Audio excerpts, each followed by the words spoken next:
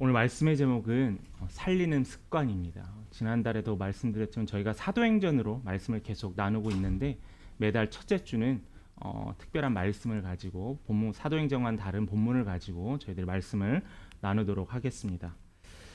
여러분 습관들이 있죠. 어떤 사람은 걸어가는데 자꾸 뒤를 돌아보는 습관이 있습니다. 또 어떤 사람은 당황할 때 손을 만지작거리는 사람이 있고요.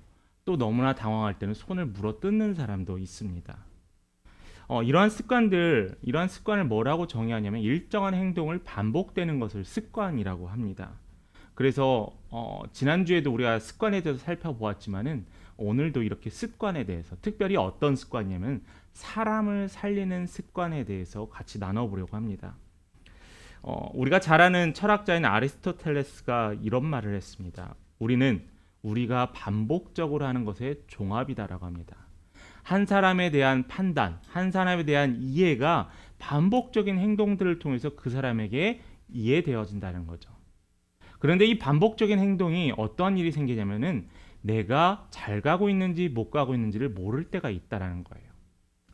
제가 한 몇 개월 전에 제 차를에서 이상하게 시동을 걸고 출발하는데 소리가 나기 시작하는 거예요. 소리가 나서 이상하다 했는데 타이어 공기압을 봤더니 별 이상이 없는 겁니다.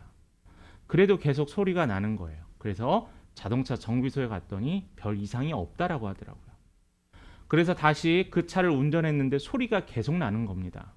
혹시 타이어에 문제가 있지 않을까 해서 다른 정비소에 갔어요. 그 정비사가 하는 말이 타이어 뒷부분이 오래되진 않았는데 약간의 굴곡이 있습니다라는 진단을 내렸습니다. 아무리 공기압을 체크하고 아무리 타이어가 구멍이 난지 확인을 해도 문제가 없었는데 타이어가 문제가 있었던 거예요. 겉으로 보기에는 어떠한 이상도 없었지만 사실은 그 안에 굴곡들이 있었다는 겁니다. 제가 차를 산 지 한 8년 정도 됐습니다. 그 차를 사고 뒷타이어를 한 번도 안 바꿨거든요. 왜냐하면 차를 잘 운행을 안 해서요. 그런데 여러분 그 타이어는 마모되어 있고 병들어 있었던 거예요. 여러분 우리가 생각하는 그냥 일상적인 습관들도 우리가 모르게 병들어 있는 습관이 존재할 수 있다라는 겁니다. 그런데 이 습관을 보면은 좋은 습관과 나쁜 습관이 있습니다. 이것을 구분할 수 있는데 우선 먼저 성경에 보면 가인과 아벨의 이야기를 보면은 좋은 습관과 나쁜 습관이 나타납니다. 창세기 4장에 보았더니 먼저 아벨은 가장 귀한 것으로 어떻게 마음을 다해 여호와께 제물을 드리는 습관이라고 했어요. 우리가 그냥 단순히 습관은 나쁜 거야. 습관적으로 교회를 다니면 안 돼. 습관적으로 무엇을 하면 안 돼. 의미 있게 해야 돼라고 하지만은 이 아벨은 마음을 다해서 하나님께 드리는 것이 습관이라고 했어요. 반면에 가인은 어땠죠? 형식적인 제물을 여호와께 드리는 습관이라고 했습니다. 습관이 마냥 다 나쁜 것이 아니고요. 좋은 습관과 나쁜 습관이 있습니다. 아벨은 좋은 습관을 가져서 하나님이 받으시는 예배를 드렸고요. 반면에 가인은 하나님이 원치 않는 예물을 드렸기 때문에 습관으로 드렸기 때문에 그는 결국에는 하나님의 징벌을 받게 되었습니다. 습관적인 예배, 어떠한 습관을 가지고 예배를 드리냐 그것이 중요합니다. 뿐만 아니라 한 사람에게는 또한 좋은 습관과 나쁜 습관이 같이 있을 수 있습니다.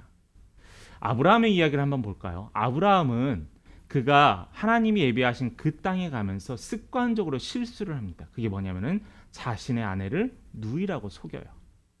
그래서 한 번도 아니라 몇 번씩 이 아브라함은 자신이 살기 위해서 아브라함을 누이라고 합니다. 그런데 이러한 나쁜 습관이 있었던 아브라함이지만 또 반면에 아브라함은 항상 남 대접하기를 멈추지 않았던 습관이 있었어요. 나그네를 대접하고 손 없는 자를 대접했던 이 습관을 바로 이 아브라함이 소유했다는 겁니다. 그렇다면은 한 사람이 일방적으로 좋은 습관만 갖는 것도 아니고 한 사람이 일방적으로 나쁜 습관만 소유한 것이 아니라 한 사람에게는 좋은 습관과 나쁜 습관이 같이 있을 수 있다라는 겁니다.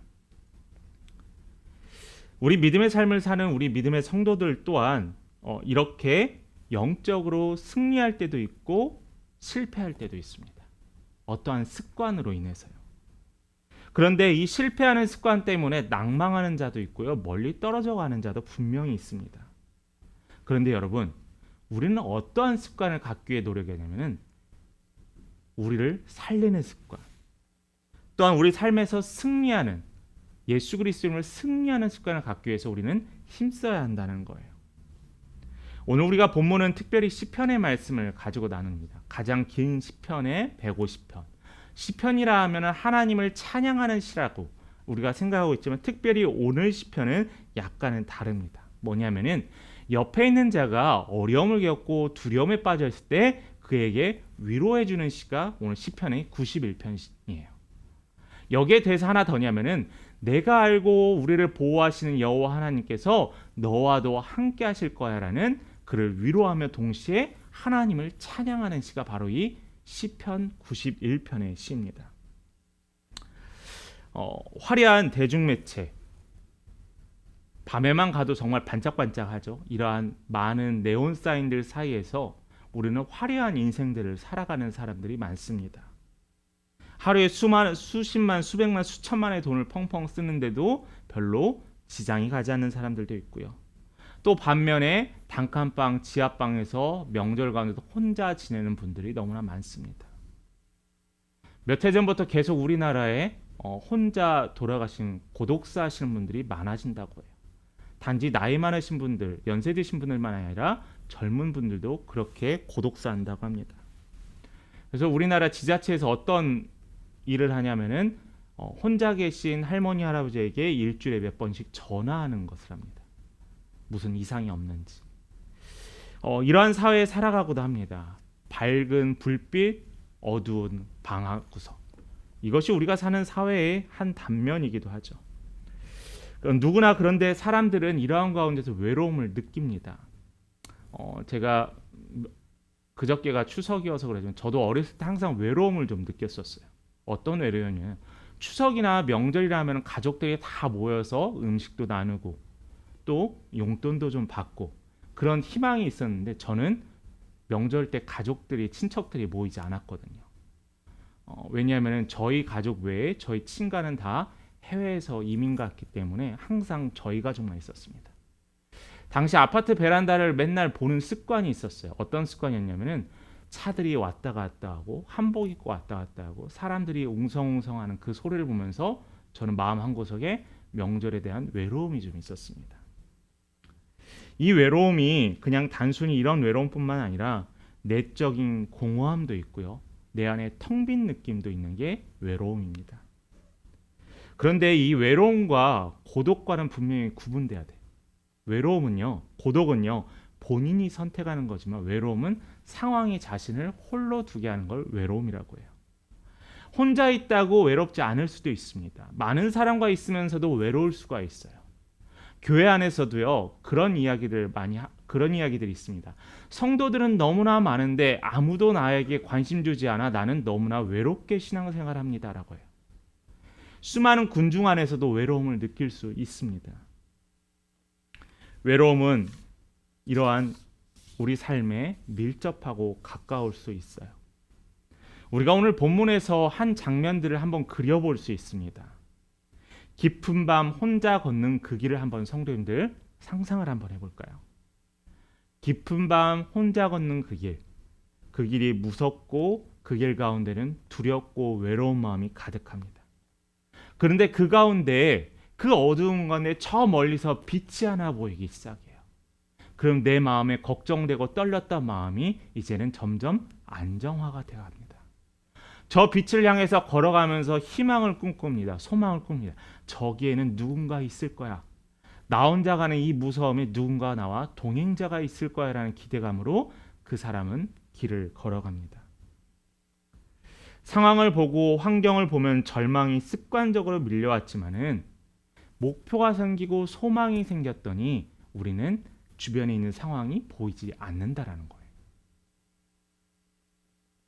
이게 그냥 단순히 빛과 어둠의 이야기가 아니라 우리 삶의 이야기로 들어오면은 우리 삶에서도 동일하게 이런 일들이 일어난다는 거예요. 소망이 있는 자는 외롭지 않다라는 거예요. 꿈이 있는 자는 그 꿈을 향해서 목표가 있이 뚜벅뚜벅 걸어갈 수 있다는 겁니다. 특별히 우리는 그 소망이 누구죠? 여호와 하나님. 그 소망은 누군가에 의해서 없어지는 소망이 아닙니다. 그 소망은 늘 그 자리에 존재하고 그 빛은 늘 우리를 향해 밝게 비추어주고 있어요. 또한 이 시편의 저자가 걸어왔던 길도 위험투성이었습니다. 그런데 그가 깨달아야 될 게 있어요. 위험투성인 이 길을 걸어가는 가운데서도 그는 보호받고 있다는 거예요. 위험한 일이 내 주위에 있지만 난 그 위험으로 공격당하거나 쓰러지지 않았다라는 거. 왜요? 나는 보이지 않는 하나님이 나를 보호하고 계신다는 사실입니다. 그래서 우리는 깨달아야 돼. 뭘 깨달으냐? 하나님을 따르는 자에게는 하나님의 임재하심을 느끼고요. 하나님의 보호하심을 느낀다는 거예요. 그래서 우린 찬양해야 합니다. 무엇을요? 하나님은 살아계심을 찬양해요. 하나님은 저 성벽을 무너뜨리시고 나를 당신의 성에 보호하실 수 있는 그분이시라는 겁니다. 말씀을 통해 조금 더 구체적으로 다가가겠습니다. 지금 이 저자의 삶은 온통 문제에 둘러싸여 있어요. 어려운 가운데 있는 사람이 습관적으로 자신에게 이 어려움으로 말미암아 좌절하고 있어요. 우리 주위에도 그러잖아요. 어떤 일이 생기면 걱정부터 합니다. 어떤 일이 생기면 부정적인 마음이 먼저 마음에 들어와요. 이 시편의 저자도 똑같았다는 겁니다. 상황이. 그런데 이 좌절과 아픔 가운데서 하나님을 만나게 돼요. 5절과 6절을 한번 볼까요? 5절과 6절 같이 읽어봅니다. 시작. 너는 밤에 찾아오는 공포와 낮에 날아드는 화살과 어두울 때 퍼지는 전염병과 밝을 때 닥쳐오는 재앙을 두려워하지 아니하리로다. 자, 두려움을 두려워하지 아니한다고 했는데 그 전의 상황은 어때요? 밤과 낮에도 공포가 들어오고요. 또한 어두울 때 병이고 밝을 때도 마찬가지라는 거예요. 언제 늘 이 두려움과 공포가 있었지만은 뭐 한대요? 두려워하지 아니한대요. 누구 때문에요? 여호와 하나님 때문이라는 겁니다. 여기서 밤과 낮이 대비되고 어두움엔 밤에만 두려움이 있다라고 하는 게 아니에요. 낮에도 어려움이 있다는 거예요. 그래서 그는 말씀을 붙잡고 이야기합니다. 7절 말씀입니다. 1000명이 내 왼쪽에서 10,000명이 내 오른쪽에서 엎드러지나 이 재앙이 내게 가까이 오지 못하리로다. 여러분, 1000명이 10,000명이 어디에서 공격해와도 이 재앙이 나한테 오지 않는데요. 저 눈앞에 보는 수많은 두려움과 적들이 있지만은 많은 사람들은 그것들을 보고 두려워하지만은 나는 두려워하지 않아요. 왜요? 하나님이 나를 보호해 주실 거기 때문에. 12명의 정탐꾼 이야기에서도 똑같은 현실을 보고 상황을 파악했지만은 하나님의 말씀으로 전혀 다른 결과를 가져왔던 여호수아와 갈렙. 그들은 하나님을 바라봤기 때문에 그러한 결론을 가져갈 수 있다는 거예요. 여러분, 신앙생활을 하는데요. 저도 과거에 조금 더 젊었을 때는 냉철했습니다. 상황이 이러니까 이건 굳이 하지 않아도 돼. 상황이 이런데 굳이 해야겠어? 그런데 여러분, 하나님의 일은요. 하나님이 하시는 거지 상황이 나를 만들어주지 않는 거예요. 내 능력이 그것을 완성시키는 게 아니에요. 그렇기 때문에 우리가 어떠한 절망과 두려움에서도 우리는 해나갈 수 있는 용기가 있다는 거예요. 한 선교사님의 이야기입니다. 선교사님이 10년간 노력해서 그 부족을 족장과 가까운 사이가 되고 그 족장이 그 부족에 있었던 사람들과 밀접하고 친밀한 관계를 유지했습니다. 그래서 그들이 자발적으로 교회를 짓기 시작했어요. 그 어려운 지역에, 그 돈 한 푼 없는 그 지역에 10년 동안 그들에게 음식을 제공하고 먹을 걸 제공했던 그 선교사님이 성도들이 교회를 짓자라는 자발적인 헌신에 감동을 받았습니다. 그런데 여러분, 조금 있다가 그들이 다시 등을 돌리기 시작했어요. 그런데 그 선교사님이 이야기는 나는 절망하지 않아요. 왜냐하면 10년 뒤에 변화시켰던 하나님이 이들을 다시 돌아오게 하실 거라는 걸 확신했기 때문이에요. 상황과 환경은 우리를 때로 절망하게 하고 낭망하게 하지만은 결과를 바꿀 수는 없어요. 그게 바로 신실하신 하나님을 신뢰할 때 얻는 비결입니다. 이 확신이 어디로부터 왔을까요? 바로 피난처이신 하나님을 경험했기 때문이에요. 당시에 하나님은 뭐라고 이야기는 나는 스스로 있는 자라고 했어요. 모세를 통해서 하나님이 여호와라는 이름을 이야기한 나는 스스로 있는 자라고 했습니다. 그 말 뜻이 뭐냐면은 태초부터 계셨고 모든 것을 시작하셨던 분이 하나님이라는 징표예요. 선언이에요. 당시에는 수많은 신들이 있었습니다. 창세기에 불렀었던 수많은 신들이 너무나 많았었어요. 그런데 우리 하나님은 천지를 지으시고 능력이 완전하신 하나님이 바로 우리 하나님이라는 겁니다. 본문의 2절 성경에 화면에 나와 있잖아요. 성경 2절에 보면은 나는 여호와를 향하여 말하기를 그는 나의 피난처요 나의 요새요 내가 의뢰하는 하나님이라. 그가 이런 고백을 했어요. 피난처요 요새요 의뢰하는 하나님. 그러기 때문에 그는 1000명과 10,000명이 들어올지라도 전염병이 침투하고 수많은 자들이 나를 꺾으려 할지라도 그는 실망하고 포기하잖아요. 왜냐하면 하나님은 이미 피난처고 요새요 내가 의뢰하는 하나님이시기 때문입니다. 우리의 삶 속에서도 지금 하나님은 역사하세요. 끊임없이 역사하세요. 내 삶이 변화가 없다고요? 아니, 여러분들의 삶이 지금 이렇게 지속되는 것이 하나님 없이 어떻게 가능할 수 있겠어요?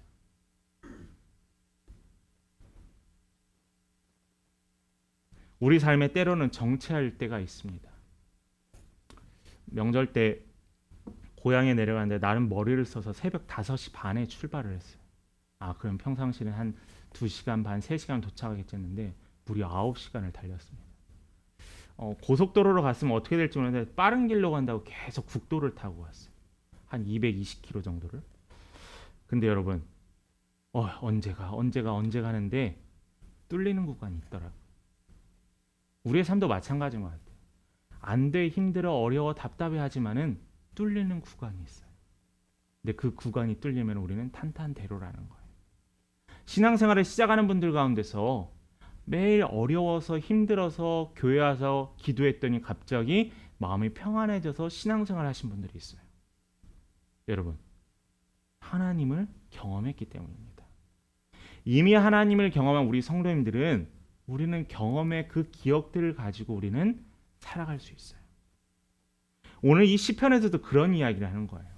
내가 과거에 이렇게 경험했기 때문에 지금 이 상황에서 너에게 할 수 있는 이야기는 내가 경험한 하나님, 다윗이 경험한 하나님, 아브라함이 경험한 하나님이 우리 안에서도 동일하게 일하신다는 거예요.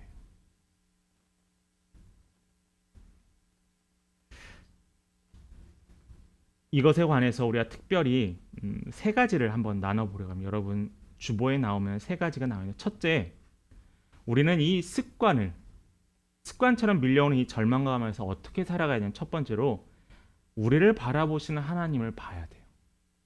전제가 있죠. 우리를 바라보시는 하나님.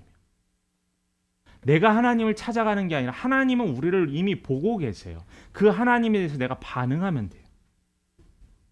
앞부분에서도 이야기했던 지존자의 은밀한 곳에 거주하며 피난처였던 그늘 아래 거하게 했던 하나님은 피난처라고 했습니다.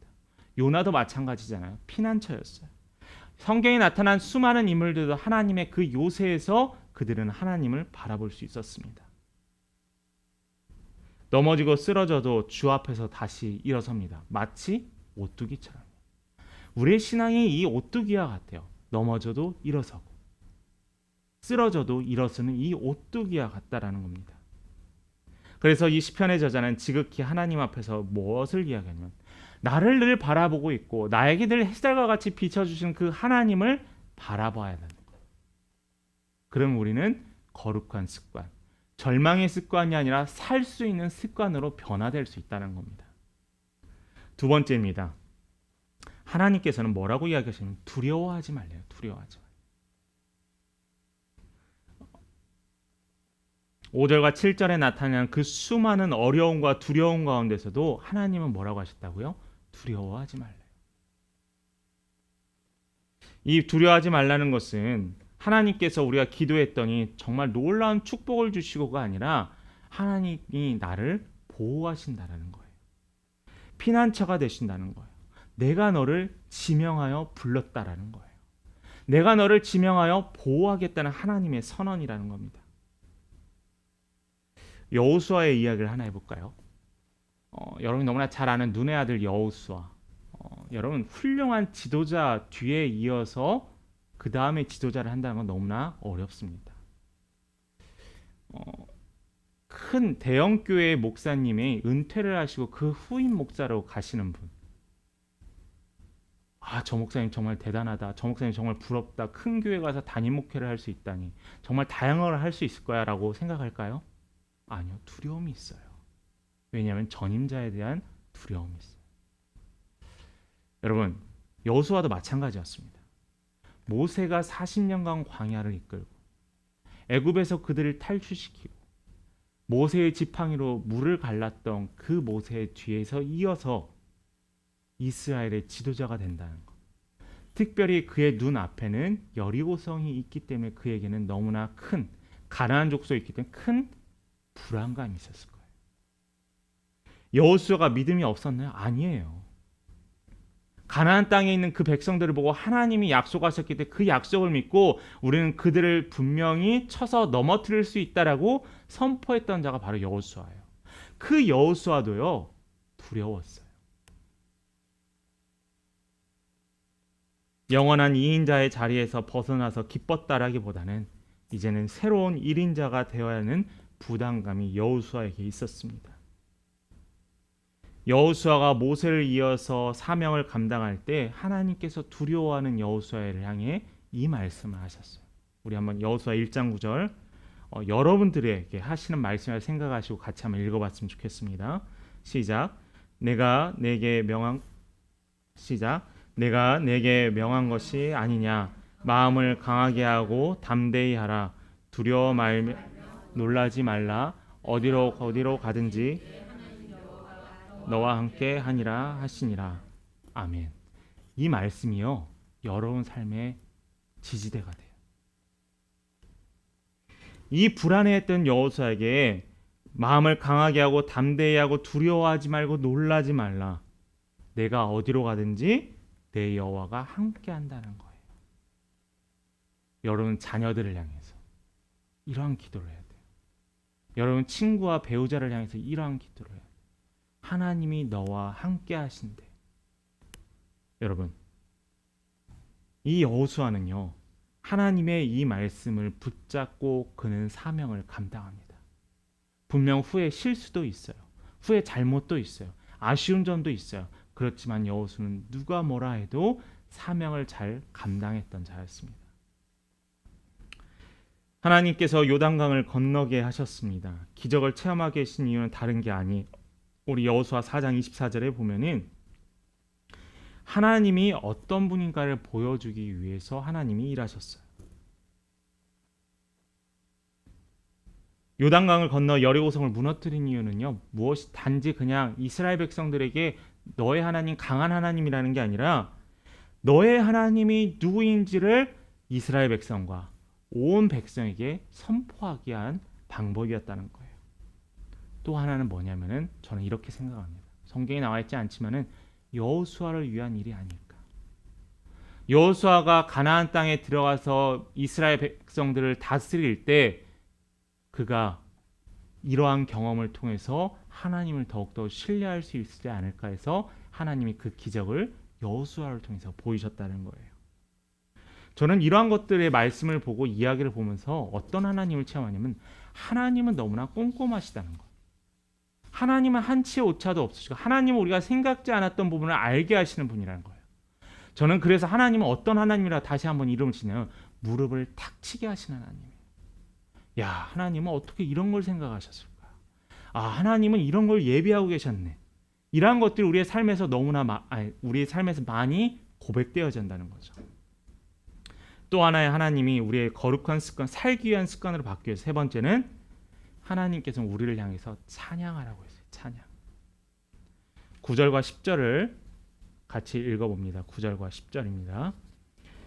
내가 말하기를 여호와는 나의 피난처시라 하고 지존자를 너의 거처로 삼았으므로 화가 내게 미치지 못하며 재앙이 내 장막에 가까이 오지 못하리니. 자, 이게 뭐냐면 그냥 단순히 고백이 아니에요. 찬양이에요. 찬양은 음을 있는 하나님을 향한 기도라고 했잖아요. 찬양은요, 기도예요. 여호와는 나의 피난처시오, 나의 산성이시오. 이게 하나님의 찬양이라는 거예요. 이 시편의 상황에 나타났던 이 저자가 두려움과 외로움 가운데서도 그를 늘 지키시는 하나님을 찬양하라고 했어요. 찬양하는 자에게는 하나님이 그에게 늘 동행하심을 보이신다라는 겁니다. 보이지 않고 그냥 내가 너와 함께 있어가 아니라 하나님께서 나와 함께 있다는 것을 보여주신다는 거예요. 증거 삼아 주신다는 거예요. 그래서 우리는 찬양해야 돼요. 곡조 있는 찬양뿐만 아닙니다. 하나님을 높여야 됩니다. 어떻게 해요? 우리 삶에서 일어나는 것들의 모든 영광을 하나님께 돌리는 거예요.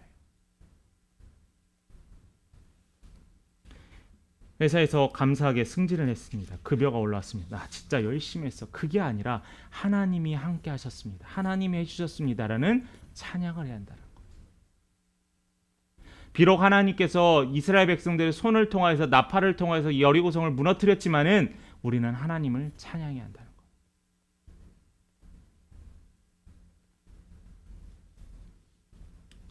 우리는 하나님을 만났습니다.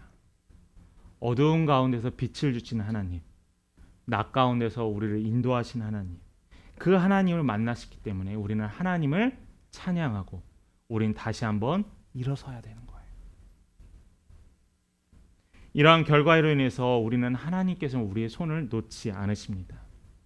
인생길에 아픔도 있고 추움도 있지만은 부끄러움과 부족함도 있지만은 우리는 흔들리지 않아요. 우리 교회의 이야기도 마찬가지입니다. 우리의 교회가 때로는 많이 예배도 드리고 때로는 부족하게 예배 드리지만은 이것을 우리가 사람의 숫자를 생각하는 것이 아니라 우리가 진정 하나님을 바라보고 있는가요? 하나님께 예배 드리는 삶을 살고 있는가입니다. 그게 온전히 자리 잡을 때 우리는 빛 가운데 임하신 하나님을 통하여서 우리는 승리할 수 있다는 거예요. 어떻게 승리하냐면 넉넉히 이기는 힘을 주신다는 거예요.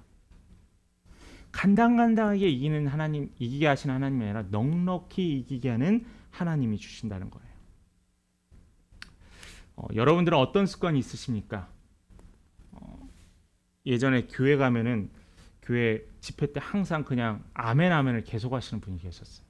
근데 그 교회에서 그 아멘이 하나님의 말씀이 선포되어지고 우리가 믿음으로 아멘이 아니라 좋지 않은 말을 이야기했는데도 아멘을 하시는 거예요. 그러니까 주변에서 있는 성도님들이 답답해한 거죠. 저분은 왜 이렇게 맨날 아멘 아멘이야. 그러니까 이제는 계속 사람들이 말씀을 신경 쓰나 그 권사님이 제대로 아멘을 하는지 신경이 쓰기 시작. 그러니까 예배가 집중이 되겠어요? 집중이 안 됩니다. 어떤 분이 가서 권사님 아멘 좀 그만하세요. 사람들이 집중을 못해.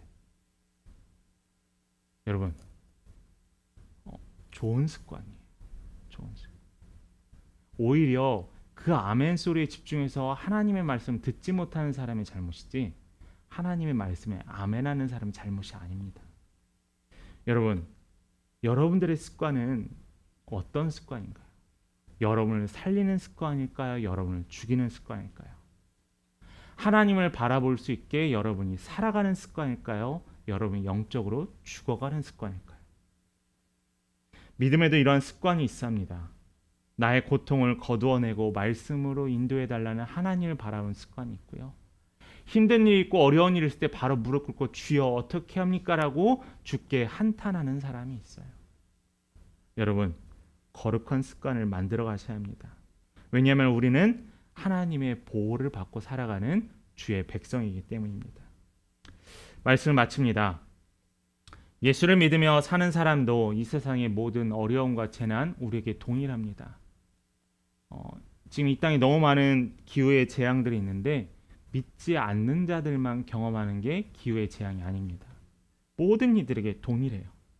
그러나 여러분, 하나님을 경외하는 사람에게는 하나님의 허락 없이 그가 멸망치 않는다라는 거예요. 왜냐하면 우리에게는 어떤 특권이 있냐면 하나님과 늘 교통하는 특권이 있기 때문입니다. 구약성서의 욥을 한번 볼까요? 그가 아무리 어떠한 절망적인 상황에 있을지라도 하나님을 신뢰했던 이 욥은 절망하지 않았어요. 낭망하지 않았어요. 쓰러지지 않았어요. 포기하지 않았어요. 그럴 때 하나님께서 그를 다시 세우셨습니다. 여러분 함께 고백했으면 좋겠습니다. 하나님은 나의 피난처십니다. 내가 주님을 신뢰하니 나는 안전합니다. 이러한 말씀을 고백하시는 우리 성도님 되시길 바라요. 그리고 여러분들의 삶이 하나님을 알지 못하는 사람들을 향해서 여러분들의 삶이 증거가 되는 복받는 자의 삶을 살기를 간절히 축원합니다.